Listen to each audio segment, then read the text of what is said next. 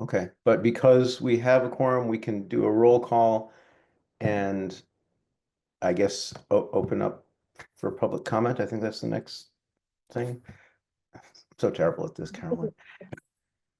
Um, uh, okay, Counselor Elkins, I'm here. uh, Counselor Clemmer, Here. Carolyn Mish, Present. Eric Winkler, Present. Angie Gregory,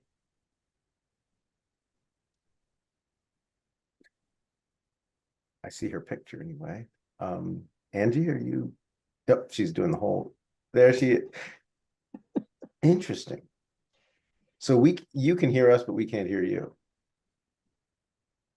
Or am I the only one who can't hear her? I can't hear. Oh, okay. Now she can't hear. Huh. She's present, Ben. She's definitely present. I think I don't even know why the purpose of this, except I think on Zoom we're supposed to make a recording. And Rachel, and you're gonna have to remind me with your last name. Yeah, fair. Flynn Kasuba, which I'm realizing Flynn would be Kasuba. a lot more helpful written out here. But yes. And we can actually even change that if we wanted to. Who have we had a chance to? Were you at the last one? Did we have a chance to welcome you? I was not. I missed that, unfortunately. That's right. So this is our newest appointed member. I think is it out of order to give her a chance to kind of share a little bit about her background and just kind of why she's Finish the roll call. Finish the roll call. Who did I miss? I don't think I missed anyone. Can you guys hear me now, by the way? Yes. Yeah. There Okay, you go. great. And I'm you're here. there. I'm here. But so Okay. and I got you, Eric, right? Yep. Okay, so I finished it. Okay.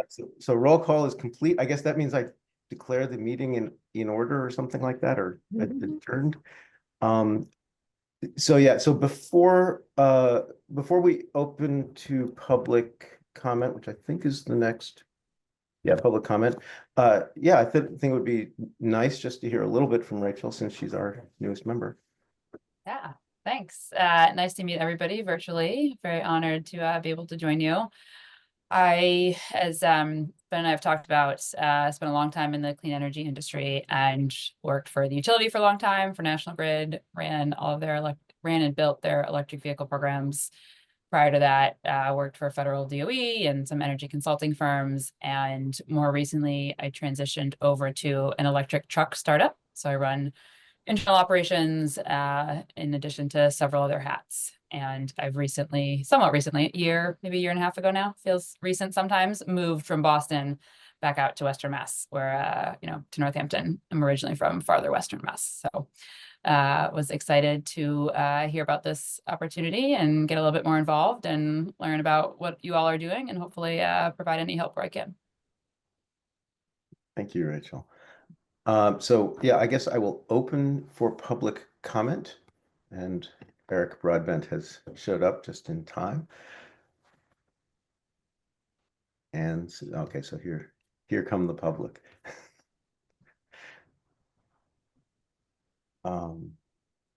So yeah, does anyone from the public have anything to share?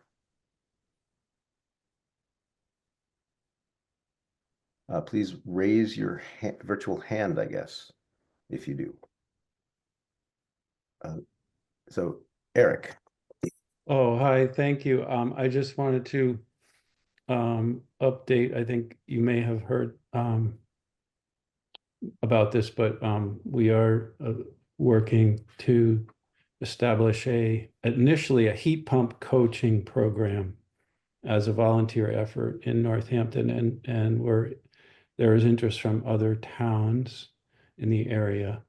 I believe Stephanie Cicerello is in Amherst is establishing a heat pump incentive program of sorts. I haven't heard the details on that, but things are moving forward with volunteer effort at this point, and we would love it at some point if the NESC or CAPA would join hands with that effort somehow. So to help us move forward.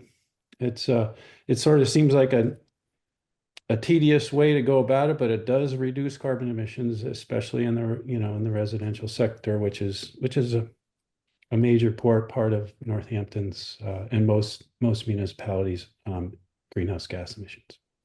Thanks. Thank you. Are there any other public comments? Okay, hearing none, shall we move on to the review and approval of minutes? Does anyone want to discuss the minutes, or does anyone have a motion to approve? I'll move to approve the minutes and then just a tiny bit of discussion. So Does anyone second? I'll second. And Louis has seconded. Discussion. yeah, I just thank you for the minutes. I did note that the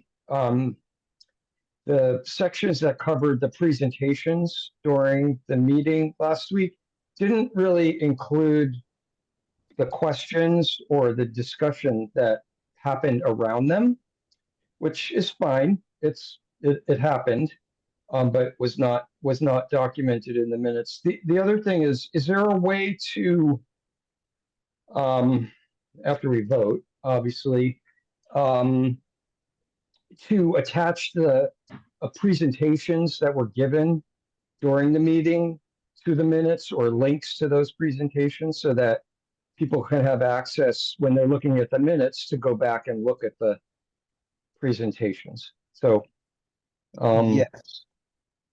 Short answer is yes. We have gotten some of them in some forms, and we'll need to just convert them to PDFs or whatever, and that's an administrative task that we will get done before next meeting. okay, thank you. Any other discussion? Okay, you all are much better at this. Does this mean I just go to vote at this point because it's been seconded? All right. Whenever you're ready. Yeah. All right. Eric Winkler, Approve. Deb Clemmer, Yes. me, yes. Marissa Elkins, Yes. Louis Hasbrook, Yes. Angie Gregory, Yes. Carolyn Mish. Yes. And Rachel Flynn Kasuba. Yes. Okay, minutes have been approved. And the next item on the agenda is pollinator subcommittee update from Angie Gregory. Yes. So I didn't get to give the update last time because the meeting ended at 5:30, and I had to keep moving in my day to get cars to people who needed it, even though we made it back on. So kind of giving you an update from before the new year, and then where we are now. So Rich and I have met with the student leadership of the environmental club at the Northampton High School. They've been kind of interested in realizing something different for the hillside. I think that was something that we all discussed before. So we met to talk about, what potential pathways could be. So Rich and I met with them in person. This was after we got to see the presentations from the Smith College group during our meeting. We met with them before that, and then encouraged them to come to that. But basically, it looks like they're interested in utilizing the funds that they do have, and we just kind of need to think about what the best plan for that hillside would be. I think Rich was pretty instrumental in trying to figure out how we can utilize anything that was left from either the Smith Voc like flower seed mix, if that's potential. So he's kind of reached out to Tim Smith to find out if there's any more funding from that. And also if it has been seeded or if those students could participate in some of that seeding. So I don't see Rich today on the meeting Yeah, he to can't get make that it. follow up, but anyway, so we've basically just been talking about the logistical process of getting the city involved, and also understanding that the principal would really need to have final approval of anything that's going to happen on the property there. So so far I think really the students are just kind of continuing to think about what ideas would actually be feasible there. So another thing that was brought to my attention that I invited some of the student leaders to was another recent meeting that some Climate Action Now folks, as well as Grow Food Northampton, were having about Milwaukee forest methods, just to see, because they're pursuing a project on part of the Grow Food Northampton land that's adjacent to the Mill River, where, you know, it's not really appropriate for regular planting. And so they were thinking of a Milwaukee forest method. So the students were a part of that conversation that happened last week, to just learn from those participants, like what some of the parameters are for doing a Milwaukee forest, and if it would be reasonable to consider for that hillside, and also just to kind of continue to get exposure to ideas. So all that is to say that we're still kind of in this like conversational discovery process about what to do, but there is a strong interest, and hopefully this connection to the group of Climate Action Now and Grow Food Northampton stakeholders could help to kind of build more collaborations for both projects. And so our group, Rich and I, are going to meet with the student leaders again, I think on the 28th of this month, to kind of get a little bit more into like, what are the next steps that we need to take.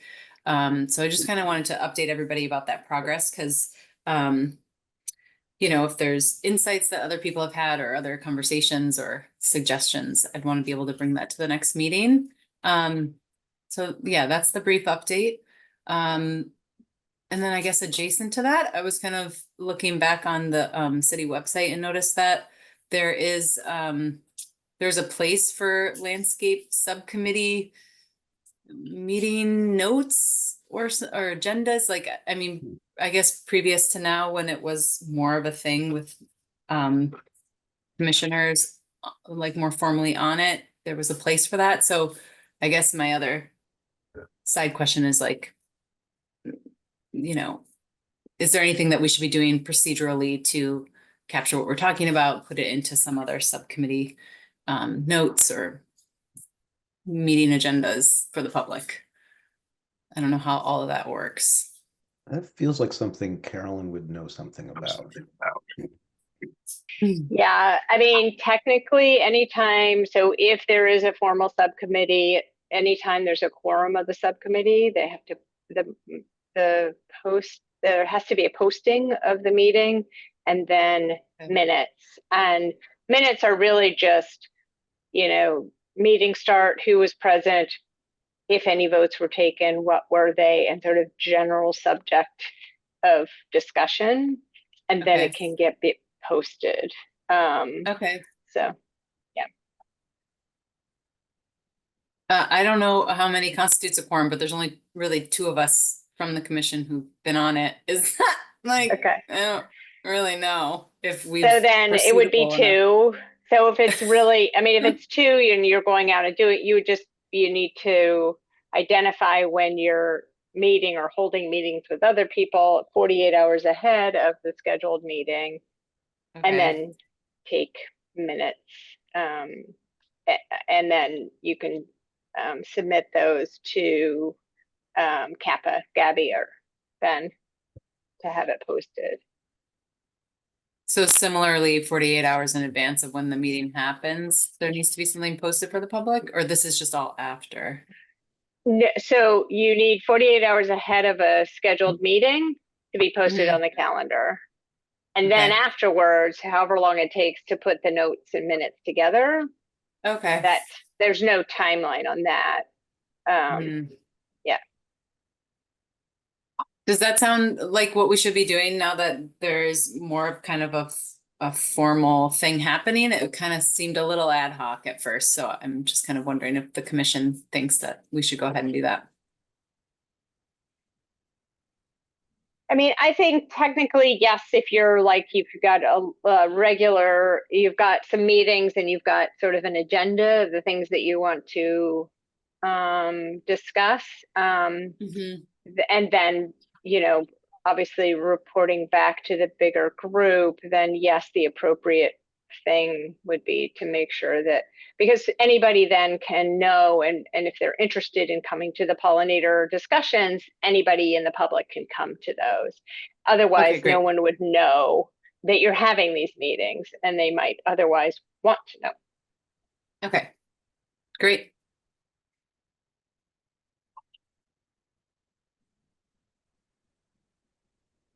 So is there anything else on the pollinator subcommittee that we want to discuss? I mean, it seems like you have you're in general discussions with the students. They do have the resource. You're looking for whether the existing seed collection is still available. And you just got advice on on posting meetings and minutes. Yes, yeah.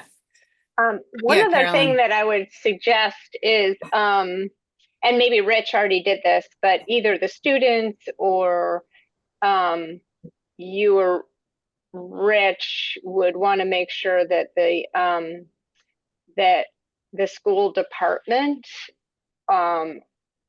is aware of this interest in planting, because they're the ones who maintain the hillside.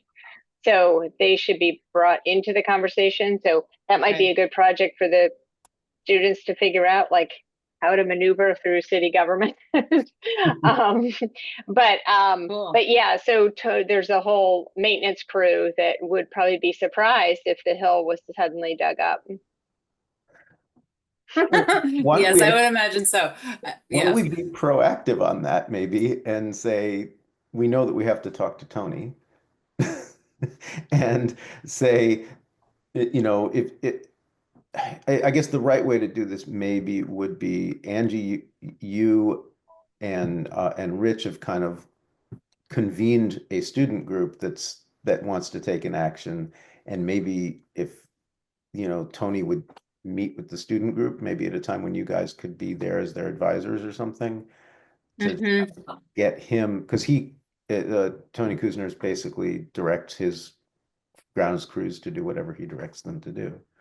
Okay, great. That's a good idea. Yeah, I like that. And so next time we meet, I can put that on the agenda for us to discuss, because I think it's a little preemptive to meet with him, just in terms of like what's been talked about, you know, before there's even really a design or a plant list or anything like that. So He might have some questions that, like, I'm not sure that it hurts to get in touch early with somebody who feels they're going to be managing a piece of property, so that you find out what are their concerns. Yeah. Okay, great. Well, maybe I can see if he can join us on whatever it is, the 28th or the 29th. That's a great idea. Just invite him. Okay, great. All right. Thanks all. Yeah, thank you. If there's is there any further discussion on pollinators? Okay. Not for me. Gabi has a brief request for authorization to use energy and sustainability revolving funds to fix the PV arrays at Smith Voke. All right. Yes, so unfortunately, the Smith PV is down. It stopped working in December. And it cost so basically we're asking $3,000. That's an estimate that's like on the higher side. So hopefully it should cost less than that, but we're asking for 3,000, and that's it really. So yeah, Smith Book has had it's had some problems recently. There was an issue in August that was fixed. And so we're asking them to not only come out and take a look at it, but try to provide, they did provide an estimate for how much it would cost to fix the problem. They're not sure what the problem is, but that's their estimate. So it shouldn't be, hopefully it should not be more than 3,000. So that's it. Councilor Elkins. Yeah, I don't know if Ben or Carolyn, if might be helpful for those who are new to explain what the revolving fund is and sort of Right. how it fits into the bigger budgetary picture. Right, that makes sense. So I'll try and do the explanation. If I get it wrong, someone will correct me. So the city around a decade ago invested in some solar arrays and gets renewable energy credits from those, and those credits are put into the Energy and Sustainability Revolving Fund. There are also some other sources of funds. Sometimes when we get rebates from utility programs or something, they can go into that fund. And NESC controls that fund. We have to ask for authorization from NESC to use it, with the general principle being, I think, that if you're going to use money from that revolving fund, it should be an investment that's going to result in recouping money over time, so that it's not just an expenditure that spends the fund down, but that it should revolve. I think that's the basic story. Did I miss anything, Carolyn? Oh, and then Eric has a hand. Yeah, I just I guess I have a question. So do we have a vendor that we use for all of the solar facilities, and who is that vendor? Gabi? It's Current Energy. Current Energy. Yep. Yep. They've been I'm helping. Yep. What is the name of the company? I'm sorry. Current Energy. Okay. Yep. And did we bid that out, or is that just who showed up when we called? It seems like, so Gabi and I showed up, we showed up and there's all these relationships that already pre-exist. So I actually don't know the origin of how they became the vendor that came out to fix problems. Each of these problems costs less than $10,000, and therefore they're not required to go through a bid process or something like that. It's possible, like Pat, you may know something about the history of how they became the go-to, but they were the go-to before we arrived.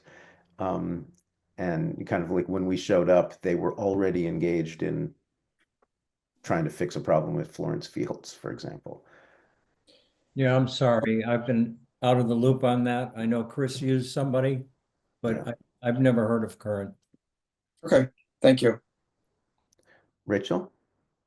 Yeah, maybe similar questions. Would love a little bit more context if it's not repeating things that everybody already knows around how old is the solar array? Is this the first time it's broken, or is it sort of repeatedly down? How much of what percentage of the total revolving fund is 3,000? Is that going to deplete it, or is it, a sort of small change?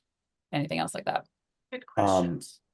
Good questions. Yeah. Oh, you got it, Gabi? Go ahead. Yeah, sure. So, I can't answer all of those, but, so it's about 14 years old. It was, installed in July 2011. Recently, it's had an issue, with the inverter. So it kind of, this is the second issue we've had since I've been here. The issue is a lot smaller in comparison to Florence Fields, which is a much smaller array. And we've spent more on Florence Fields recently since I've been here, but yeah, so this is a much larger PV. It's also older than Florence Fields. But yeah, so I think that's all I don't know how much is in our fund. I'm not sure how to check. Maybe Ben knows though. Last I looked, it was something like 90,000. Okay. I'm not looking at it right now, but it's something in that range. It might be a little bit more or a little bit less. I just, but call it less than 100K anyway. Oh, it's also But- 106 kilowatts. That was your other question. The size. And then just to know, I think you said this, Ben, but it's revolving in that it's the fund gets replenished with the Rex. So, you know, hopefully we wouldn't be depleting it down, but you know, this obviously helps. Can I ask a follow-up if this is maybe too technical, but how much do we know what the sort of monthly or annual input into the revolving fund from that is? So will, you know, it contribute 3,000 over the course of a couple months, a year? I can look it up right now. If you guys don't mind waiting. I think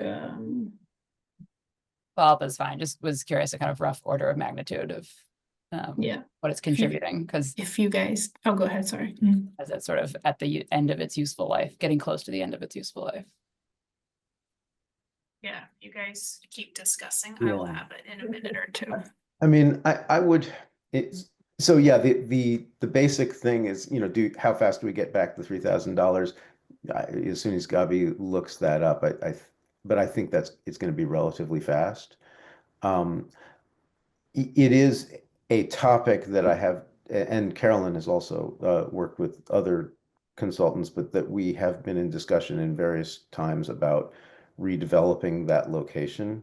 You know, it's functioning, well, or was functioning, but Smith Voc has a lot more potential capacity to host a much larger total array, and you know, so it might make sense to redevelop that as part of an overall redevelopment, overall PV plan for that site.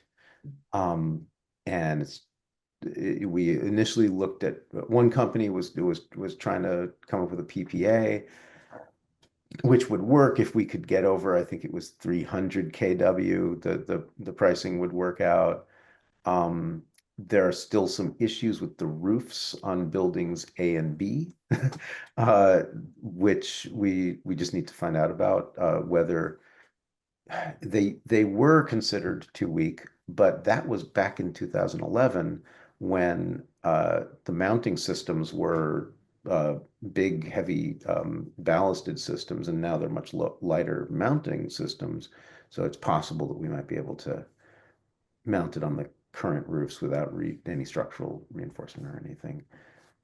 So that is part of the discussion, and I would say at that point, like, redevelopment of this field might make sense. Eric? Yeah, I'm just anecdotally, you know, 20 to 25 year useful lifespan for solar array. So a $3,000 investment is going to pay back just in avoided energy costs with that size system in a year. So I think it's a good investment. I would support paying for the repairs. Okay. Gabi, any data showing up? Yeah, so we don't have the cost. I would have to go into our national grid. I actually don't know how I could figure that out, the cost, but the use, or like how much it's producing, it's I mean, let's see, it was about 10,000. It's anywhere, but yeah, it's about 10,000, 11,000 kilowatt hours it's producing in a month. At least for this 2024 and this past June. So yeah, I think it would be harder to find the cost, but, or you know, how much money it's saving us, but that's how much it's actually producing in kilowatt hours. So, and I've forgotten what the rec rate is. But yeah, if that's 10,000 times, I don't know. So it almost pays for itself in a month, just in energy, just in offsets. So what Eric said is probably kind of makes sense. It's 32, you know, 32 cents a kilowatt times 11,000 is $3,520. So yeah, in a year. Yeah. Let's hope next year is sunny. How about that? So, is there any other discussion on this, or do we have a motion to support the request? I make a motion to approve it. Does anyone Second. second? Okay, Marissa Elkins seconds. Any discussion? Okay, I will call the roll on this. Eric Winkler, Approve. Deb Clemmer, Approve. Marissa Elkins, Yes. Rachel Kasuba, Flynn Kasuba, sorry. Angie Gregory, Approve. Louis Hasbrook, Yes. Pat McCarthy, Yes. Carolyn Mish. Yes. And me, yes. Okay, that's approved. Good, let's go fix them. And the next two topics I feel are a little bit related. Angie brought up would like to discuss the possibility of resuming in-person NESC meetings. And I guess we can discuss whether I should combine these. I'm inclined to combine the second topic, which is something that I have been thinking about, which is that the chair of the commission should not necessarily be a city employee or the director of the related department. Now, my understanding, again, this is Carolyn can correct me if I'm wrong on this. Historically, under David Narkowitz, there was a change made from having members of the commission on a rotating basis or some other way being the chair of the commission to having a department head kind of as the assigned chair of the commission. And I'm not entirely sure what the reasoning was for that. And so since that was a mayoral decision, and this is a commission that advises the mayor, like we can make recommendations, she can take it or not. I think it's okay to have a discussion about whether we think that it would be better to change that policy. But Carolyn has raised her hand and probably about to correct me. Not don't take it that way. I'm just saying, I think, I don't know about the change under Mayor Narkowitz. I know that it's codified that the staff is chair and vice chair, so I don't think you could Codified. swap that. I was trying to pull that up. Oh, I okay. think it's in the charter. Oh, okay. In that case, we Let can me- drop that yeah. discussion topic. I think. And I'm sorry I didn't get to you when I saw the agenda item, but I just wanted, I'll check quickly here in the code. But No, I it was is yeah.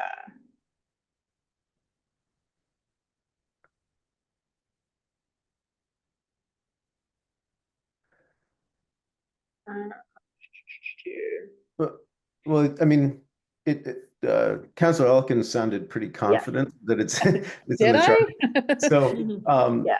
and I'm I just happy to looked. It is. stand corrected Yeah. and I mean, can not have an opinion sweet like and I nobody- agree necessarily, but sweet like I was right. Yeah. So, yeah, so Yes, who you were cares what right. my opinion is? It doesn't matter. Sorry for even wasting anyone's time discussing it. Now, let's discuss the possibility of resuming in-person NESC meetings. And since Angie suggested it, maybe you could start explaining why you think it's a great idea. Yeah, and I wasn't necessarily proposing it as like a total replacement to the convenience and accessibility that we get by having this by Zoom, certainly for the general public, certainly for us. But I was imagining maybe it could be nice to do every so often, maybe once a quarter or twice a year. And I know that right now the city hall's in abatement for asbestos, so there's probably not a good time to do it. in the near future, but I thought we could just discuss what the appetite might be within the commission to have in-person meetings, because it's kind of, there's also the nice things you get before and after having an in-person meeting to get to know people a little bit more and,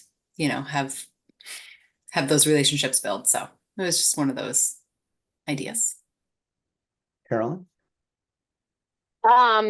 So first you reminded me that probably we should have started out the meeting this way. But the abatement in City Hall is complete. The insulation is complete. And instantly, City Hall is a much warmer building. And so I wanted to say kudos to Ben and Gabby for, finally pursuing the insulation of the old City Hall. And it's amazing. So we are actually back in City Hall. There are also other meeting places. Really, it was just going to say, yes, we're back and we have meeting places and there are other places we could meet as well. But I couldn't resist saying, like, what a world of difference insulation makes in the comfort for everyone in City Hall. Not to mention the amount of energy we're no longer wasting. But I'd certainly be in favor of going back in person. One of my committees meets in person and we could do hybrid, or we could just do it, once a quarter, as you say. I mean, I'd certainly be up for that, for all the benefits of being in person and having actual communication with each other face to face provide. So that's that.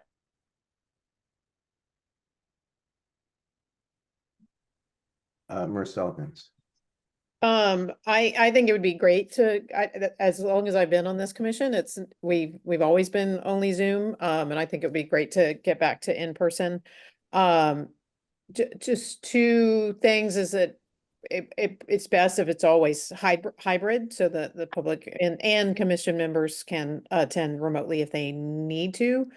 And I don't think it'll be a problem here because Carolyn, I know you're well versed in the Zoom world because of planning board and that kind of thing, but you really want to make sure that you're up and running and able to get the meeting started on time if you're going hybrid.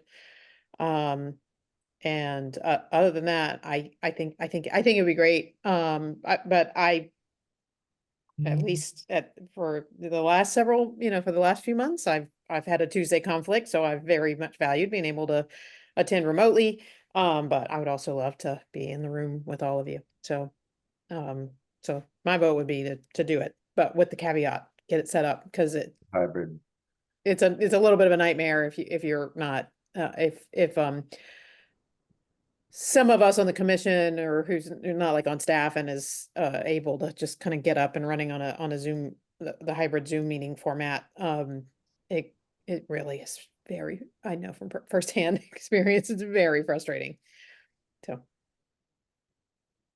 Deb Clemmer. Yeah, I like, I like in-person meetings and I like the hybrid option, especially, the winter time when the numbers go up for, well, a lot of things are up this year. And it's kind of nice the way council does it too. In July and August, we have hybrid only, just to accommodate people that might be out of town. They don't have to miss a meeting. They can, we all kind of have the flexibility then. So it's just a suggestion, but I'm all for hybrid and in person. Eric. Yeah, I've been a hermit for the last 6 years, so I'm supportive of having in-person meetings. I just want to ensure that the staff isn't inconvenienced overwhelming by the prospect of doing those hybrid meetings. There will be, I know I'm going to be away next month, so I could not be in person. So the hybrid meeting would need to happen. If and as long as that doesn't create a burden on folks, I'm happy to support the idea of in person. So maybe, I guess, is there anybody who is not in favor of a hybrid meeting? So I feel like, oh, Louis. Not so much not in favor of it. very aware of the problems that it presents, and have had meetings that went both ways. But one was a hybrid meeting that ended up being an in-person meeting, and another time that a hybrid meeting ended up being a Zoom meeting because we couldn't get the location piece worked out. And then another time where there was 11 people crouched around a laptop and other people on the, so it's challenging. So that's the only reason that I have reservations about it. I almost think one way or the other, but that's based on my experience. Marissa? I'm not sure, Louis, what context you were experiencing that in, sort of maybe in your job, or I mean, one difficulty is that if we have tech issues and we post it as a hybrid meeting, then it must be a hybrid meeting. And you know, we don't have the flexibility because of open meeting laws to change it on the fly. So that is something to be aware of. But I hear you, Louis. Well, so I would just go back to the point. I don't need to reiterate the point I previously made. We just need to be prepared and to get those meetings off the ground. But we do many other committees and council and all that sort of stuff. We get off the ground sort of day in and day out. So I think would be fine, but it's So- good to know that we can't adjust on the fly. So I've got a question, and I'll get right to you, Eric, but I just kind of a related question. So, I mean, the first question is, we know Carolyn has done these before, so maybe technically this is all solved already, and it's just a matter of where, and Carolyn tells us where. And one thought I had is, if we wanted to do to experiment with our new format, and it's in a new location, we haven't identified where, and we're worried that we might have some technical difficulties, would it make sense, or would it be legal to call it an in-person meeting, to announce it to the public as an in-person meeting, to attempt to operate hybrid as an add-on for those commissioners who you tried to add on, but the public has never been told, oh, you can join by Zoom, and therefore we could kind of work out the technical kinks before then making it fully hybrid. I mean, I think that's an Alan Sewald question. Okay. But I also think I'll go ahead and give you my thoughts on it. I do think that if we did something like that to make it available to for people to see, we couldn't open up public comment. Like if we post it as an in-person only, Yeah. I could see maybe it's okay to sort of broadcast so somebody could watch, but if they wanted to participate, that I think that probably would be problematic if we hadn't posted, but Yeah. Okay. sure, Alan knows better than me. I think it's sort of addressing what several people have said about not always having a schedule that it would allow them to be in person, traveling, or it just whatever logistically makes it easier to be not in person. Maybe there's a trial run for hybrid, and as many people as possible try to come in person. Those who can't can be remote, and then that allows the public to do the same as well. And then you're not going to get into that problem of the way the meeting is posted. I see. Can So- I jump in? Sorry, go ahead. Okay, so many years ago, we used these things called telephones. And they make these little devices that have a speaker on them, and you put them in a room, and there are these programs, they're free or you can pay for them. They're services that have a call-in number. So why don't we, the goal here is to have people come to a meeting and be face-to-face. Those that can't come can call in. You don't need the interweb for that. You can just call in using your phone. Could be a mobile phone, so that might be similar. But why don't you drop the idea of trying to do a hybrid and just have a call-in number and you can post that call-in number. I've been to hundreds of meetings that don't have, you know, faces showing up on the screen, just people call in and they can participate in the meeting by voice only. So that's an option if the technical difficulties make it more unlikely to be successful, if we try and do a hybrid. I'll be honest, I don't think the technical difficulties are going to be all that difficult. Good. I think most people have gotten very accustomed to Zoom, and so I don't think like adding a whole new format is helpful. And then the other thing is, of course, it's not just faces that you see. There's very often screens shared, and that can be helpful to the remote people. And we do have some people on the commission who are not going to be able to participate if they can't do it remote. Right, but materials that are to be presented at the meeting should be posted before the meeting so that people have time to review them and be able to respond intelligently to them. So I would submit to you that we could do it by phone if we needed to. I don't think that's not a new format. That's actually kind of the way it's been done for decades. So something to think about if the technical issues around doing an internet-based meeting with an in-person is impractical.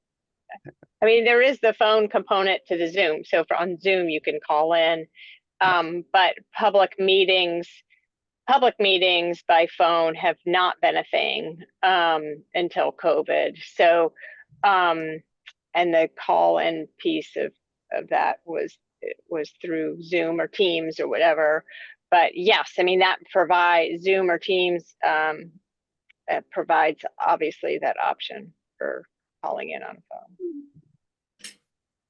I feel like maybe really the question is, and I kind of want to direct this at Carolyn just because you've done these, is like, okay, so what is the process by which we reserve for ourselves a room that has the capability, you know, has some sort of shared camera and speaker system? And well, yeah, the obvious ones are, there are 3 places around the City Hall campus. So the hearing room on the 2nd floor of City Hall, City Council chambers, and depending on how many people want to show up in public, you know, my office as a last resort also is set up for that. But it could probably only fit like 8-10 people in there. So I think we have options. And so the first thing to do is just, you know, if we still want to meet on Tuesday afternoons, we can certainly start looking at the calendar out for February and just do it as a trial hybrid. All 3 of those rooms are set up to do that. okay. And do you happen to know that they're available at that time just by knowing it somehow? While you talk. You talk to Annie Lesko and and there's a calendar. I just the only reason I'm asking that is I was going to propose, hey, how about we make a decision and vote on this, and then that would commit us to doing something, and I didn't want to commit us to do something when there actually wasn't a space available. I think we could go ahead and commit. And then if there's not a space available, then we shift gears and we can send the notice out and say, okay, we're not going to, Not because, this time. you know, we can do it a month ahead. It doesn't matter. It's just in that 48 hours after you've posted that you can't make a shift. Okay. So does anyone feel like there's more to discuss about this topic, or are we kind of ready to? Is this a voting item? Well, I feel like I'll ask. It seems like we should vote to all agree that we're going to change a format rather than have it imposed because, I don't know, Angie said so, and then I was like, yeah, sure. I think you could just say, is anyone opposed to this? Okay, fair enough. For any reason? And then if there's no one opposed, then we could just try it. And we could also just pledge to say, okay, we'll try it for 6 months. And if everybody hates it, you know, we can discuss it at that point. That sounds I good just to had one me. more technical question about if we do a hybrid, the meetings still have to be recorded. Like, is that something that has to always take place? And then I guess going back to my previous question about subcommittee stuff, does that mean subcommittee meetings have to be recorded? Well, I don't even There's know what the public policy is. there's no requirement that you have to record anything. Northampton Oh, Open okay. Media likes it, and I it's see. their video once they have it, but there's absolutely Gotcha. no requirement. Okay. Thank you. Louis? Yeah, I'd love to see us try a hybrid meeting so that I can learn from it. Okay. And maybe I can avoid some of the pitfalls that have traps we've stepped into. Cool. So does anyone object to trying hybrid meetings for the next 6 months? Nope. Doesn't look like there's any objections. Great. Good idea, Angie. So I guess I will talk to Annie Lesko about A-Space. And your true test will be in February because I will be in Tucson. So I will be remote. Okay. But you're remote now, so probably it's gonna be I okay. am remote now, but Okay. I feel like we've covered that topic. Are there any updates from department heads like Carolyn or Pat or Louis?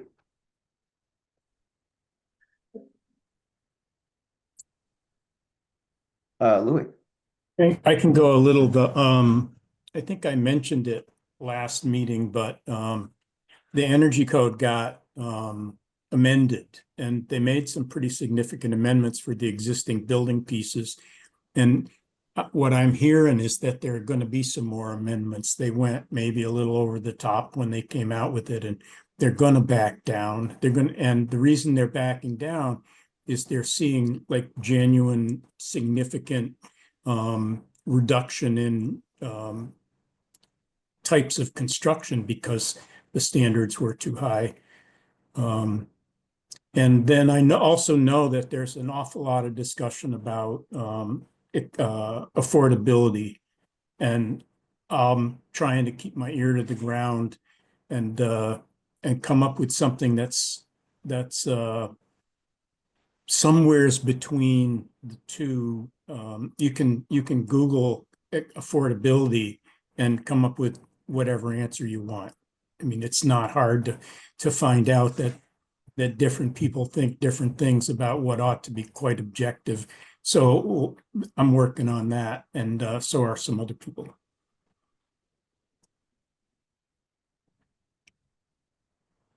Can you say a little bit more about what you're referring to, just in terms of like overall building, like new building construction, or like residential homes, or? Let me just pop something up for myself. Did I lose it?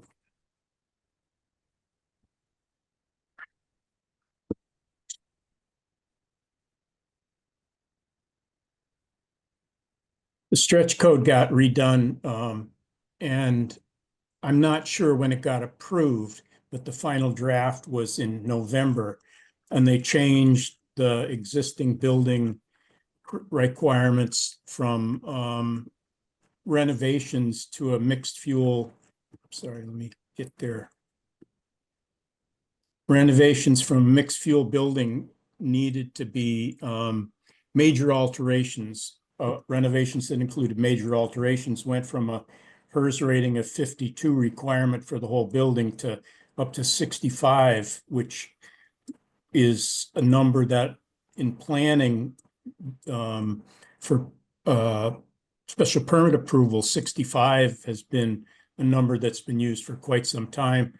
And when they allowed the HERS rating to go up to 70 for all electric buildings. So that made it a lot easier. There are quite a number of other changes that are in some ways more subtle, but still meaningful in terms of basically relaxing some of the standards that they set up when they did the original stretch code. all based on feedback, primarily through the Board of Building Regulations to the Department of Energy Resources. I don't know how it's going to affect. I haven't. It's very subtle, except it's also, the language is a little convoluted, so I'm not sure how what the end result is going to be. And there was supposed to be a webinar on it today that didn't happen, so I'm paying attention.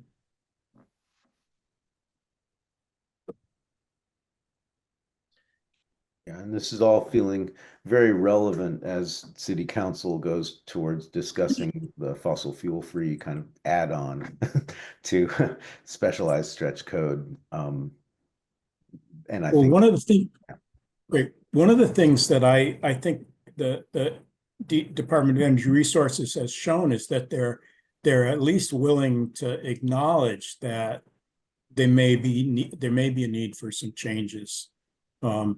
And I looked as carefully as I could without digging too deeply into the specifics, but they doesn't seem that they've ratcheted anything up. Seems like they've just subtly backed away in some ways and significantly backed away in other ways. Councilor. Sure. Louis, do you off the top of your head, is there anything you can point to in terms of the sort of data discussing, sort of demonstrable effects on building and development, and particularly in terms of housing? No, I wish there was. Or is I it wish that anecdotal at this point? Well, it's in theory, the thing I'm finding, and the more I look, the more I find it, is that empirically, people are claiming that empirically one is more expensive, the other one is going to raise costs significantly, and one is going to, and another study will say costs are only going to go up incrementally. And there seems to be a lot of discussion about it seems that the empirical information is quite subjective,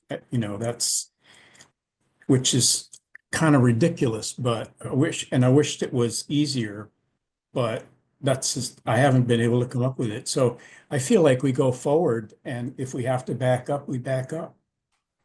And the only thing that I know is that Northampton will know a lot of it, given the population we have and the people in the city. Northampton will find out about it, and we'll know, and then we'll make adjustments as we can or need to. Thank you. Sorry to not be more definitive. No, that's okay. Thank you. Carolyn, did you have? Louis, Oh, sorry. I was just No. gonna mention, in the last, I attended the last like quarterly meeting for the decarb folks that are, kind of takes place with Pioneer Valley Planning Commission. And they had a speaker from, what was it? Zero Carb Mass. And they talked a lot about expenses and, an all electric house being the lowest cost house. And so I'm assuming they have more, kind of empirical, evidence to that. So maybe that might be a place for looking for resources to help kind of parcel out your information gathering. So I just wanted to suggest that. You're You're muted, muted, Louis. Louis. Yeah. Yeah. The kind of things I'm running up against is just flat the cost of heating with air source heat pumps. And costs can be measured in two different ways. Costs can be measured in emissions, carbon emissions, and costs can be measured in dollars. And there seems to be a conflict on both aspects of it. The idea that a newly constructed all electric house is zero emissions is not true. Depending on how you read it, it's 60 or 70% of the electricity that's used in Massachusetts is carbon-based. And the rate that we're increasing renewables is subject to a lot of discussion. Some people have it going on one rise, one curve. Some people have it going on another curve, on and on and on. And I think that we're going to have to do the studies that we can do, put them together, and hopefully it'd be a group like NESN that would come up with these are going to be our truths, you know. And it seems ridiculous that we're at a point in time with all the information that we have available, we can't come up with, you know, some kind of a definitive statement. But I feel like we can. I don't think we can. Well, but it becomes, if we make a statement, it's our statement. It's not necessarily at least as far as there's not necessarily a consensus. We can have it be our statement, and that's how we look at it, and we can write it down, and we can put it under our pillows when we sleep at night, and we can make it our own, but it's not as simple as it ought to be by any stretch. Well, And I I'm think also it's about asking the questions carefully enough that we're answering a very specific question whenever we're answering. And part of the problem with this whole discussion is what sort of building are we talking about? You know, the small, large, commercial, etc. You know, like, so those answers will be different for each of those. Under what code? So that's part of it. Many of the studies that one looks at, including the ones that DOER used and commissioned, and ones that were done independently with what are their names? MIT and Worcester. Wentworth. They did a study. They do their study in 2022 and reported out in 23, which is the time when we had the highest electricity rates essentially in history because of the invasion, Putin's invasion of Ukraine. And so it, even in their study, it was a very, very tiny margin for the electricity. And if you look at electricity now, actually it's better. So, you know, you could say, well, we're going to look at the electric rate over some period of time that evens out these extraordinary events. You know, and again, we should ask it for each of these different construction types that we care about. And finally, you know, one of the problems that we have is that there are a lot of really, really, really bad heat pump installations where they are costing more to operate because they are either oversized or undersized, or designed with a large electric resistance backup that kicks in way too early.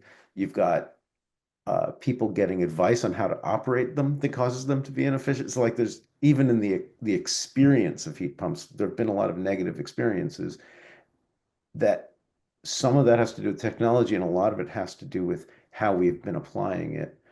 And I don't know the solution to make sure that, at least where our building inspectors are involved or something, that we have the ability to try to ensure that, you know, the manual J's are actually done without a giant cheat, and that, you know, all those things that we know about that could lead to bad outcomes.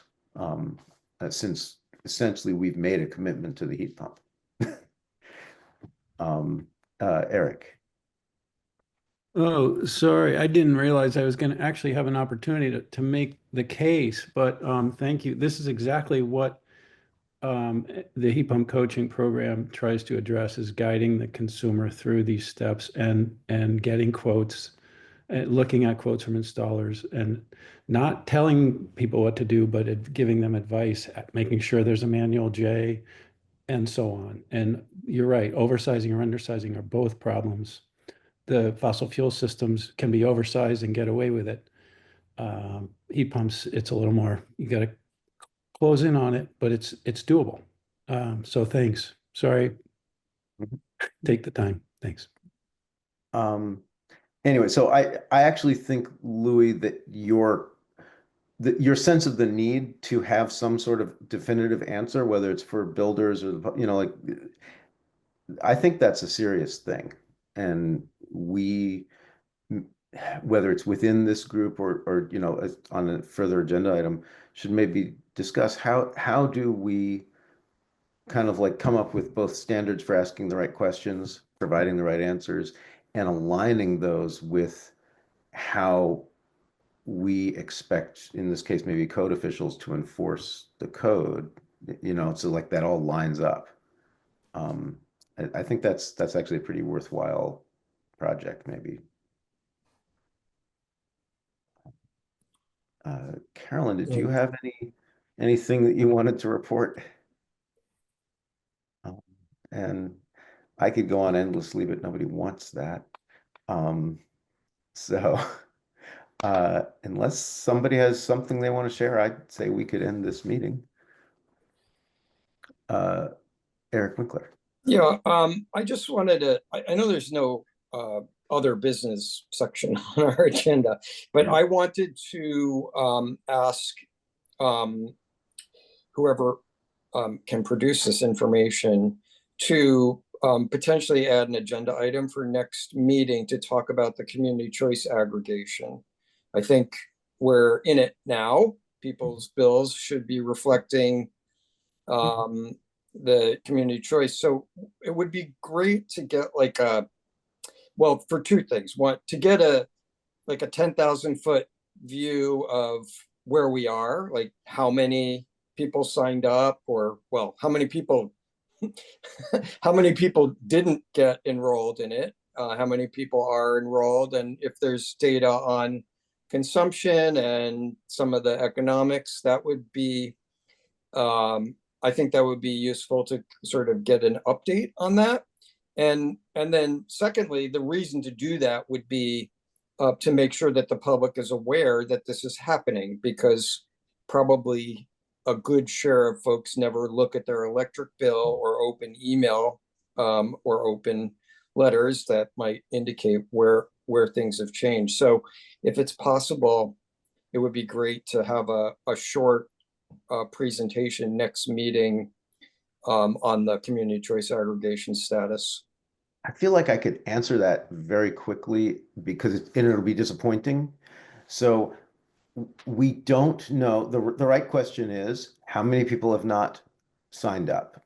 And we don't know the answer because we don't have the ability, like there's no way to share that with us. National Grid can generate that, but if we ask for it, it becomes part of the public record, and that means that people's account information could be FOIA'd. So we have asked the consulting firm that's kind of like doing this for us Peregrine. to ask Peregrine, thank you, to kind of ask National Grid for this and not just tell us the top line number, but they don't have that yet. And part of that is because they're still in the enrollment cycle. And so they didn't want to bug National Grid too many times, basically. So they're going to ask them in a little bit. So we won't have the answer for you by next time. Yeah, that's if it doesn't happen next time or the time after, that's fine. I just think it's